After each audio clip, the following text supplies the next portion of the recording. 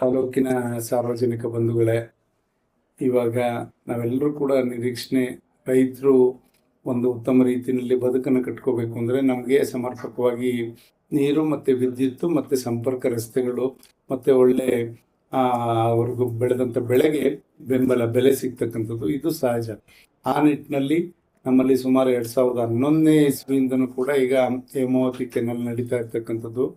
ನವಲೆ ಕೆರೆಗೆ ಮತ್ತು ಹಲವಾರು ತಾಲೂಕಿನ ಕೆರೆಗಳಿಗೆ ನೀರನ್ನ ಹರಿಸ್ಬೇಕು. ಈ ಕಡೆ ಚಿಕ್ಕನಾಯಕನಹಳ್ಳಿ, ಕಂದಕೆರೆ ಕೆರೆಗಳಿಗೆ ಮತ್ತು ಅದ್ರ ಮುಖಾಂತರ ಬೋರಿನ ಕಣಿವೆಗೆ ಹೋಗ್ತಕ್ಕಂಥ ಕೆಲಸ, ಜಲಾಶಯಕ್ಕೆ ಹೋಗಿ ಅಲ್ಲಿಂದ ಮಲ್ಟಿ ವಿಲೇಜ್ ಸ್ಕೀಮ್ ಅಂತ ಕೂಡ ಈಗಾಗಲೇ ಯೋಜನೆ ಅನುಷ್ಠಾನ ಆಗಿದೆ.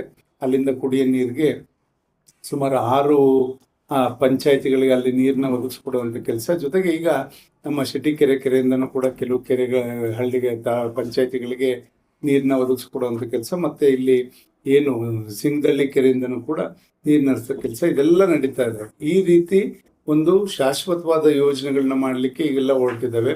ಜೊತೆಯಲ್ಲಿ ಗಿಣಿ ವಜದಲ್ಲೂ ಕೂಡ ಒಂದು ಡ್ಯಾಮನ್ನು ನಿರ್ಮಾಣ ಮಾಡಿ ಅಲ್ಲಿಂದ ತೀರ್ಥಪುರ ಮತ್ತು ರಾಮನಹಳ್ಳಿ ಪಂಚಾಯತ್ಗಳಿಗೂ ಕೂಡ ನೀರು ಕೊಡಿಸ್ಬೇಕು ಅಂತಕ್ಕಂಥ ಆಲೋಚನೆಗಳು ಕೂಡ ಇದೆ.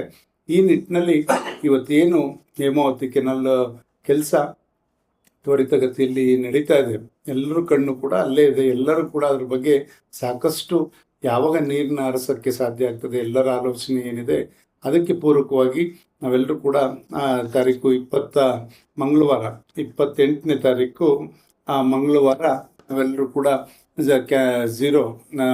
ಝೀರೋಗೆ ಇದು ಸ್ಟೇಜಿಂದ ಇಲ್ಲಿವರೆಗೂ ಎಲ್ಲೆಲ್ಲಿ ಕೆಲಸ ಏನಾಗಿದೆ ಅಂತಕ್ಕಂಥದ್ದನ್ನ ವೀಕ್ಷಣೆ ಮಾಡಲಿಕ್ಕೆ ತಾಲೂಕಿನ ಎಲ್ಲ ಪರಮ ಪೂಜ್ಯರಿರ್ಬೋದು, ಎಲ್ಲ ಪಕ್ಷದ ರಾಜಕಾರಣಿಗಳಿರ್ಬೋದು, ಶಾಸಕರು, ಮಾಜಿ ಶಾಸಕರುಗಳಿರ್ಬೋದು, ಎಲ್ಲರೂ ಕೂಡ ಒಟ್ಟಾಗಿ, ಜೊತೆಯಲ್ಲಿ ಎಲ್ಲ ಸಂಘ ಸಂಸ್ಥೆಯವರು ಎಲ್ಲ ಒಟ್ಟಾಗಿ, ಇದು ಯಾವುದೇ ಒಂದು ಸ್ವಂತ ಕೆಲಸ ಅಲ್ಲ, ಇದು ಸಾರ್ವಜನಿಕ ಕೆಲಸ, ತಾಲೂಕಿನ ಕೆಲಸ.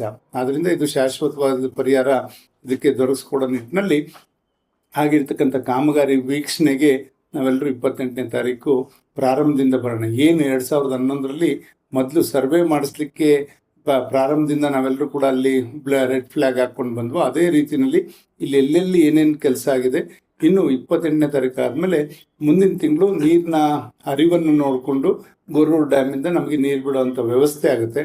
ಆದ್ದರಿಂದ ಅದಕ್ಕೆ ಮುಂಚಿತವಾಗಿ ನಮ್ಮ ಕಾಮಗಾರಿ ಪೂರ್ಣ ಆಗಿರ್ತಕ್ಕಂಥದ್ದನ್ನ ನಾವೆಲ್ಲರೂ ಕೂಡ ನೋಡಿಕೊಂಡು ಎಲ್ಲಿ ಇನ್ನೇನಾದ್ರು ಸಮಸ್ಯೆ ಇದ್ದರೆ ಅದನ್ನು ತೀಕ್ಷ್ಣವಾಗಿ ಮಾಡೋವಂಥದಕ್ಕೂ ಕೂಡ ಅವರಿಗೆ ಸೂಚನೆಯನ್ನು ಕೊಡಲಿಕ್ಕೂ ಕೂಡ ಅನುಕೂಲ ಆಗುತ್ತೆ.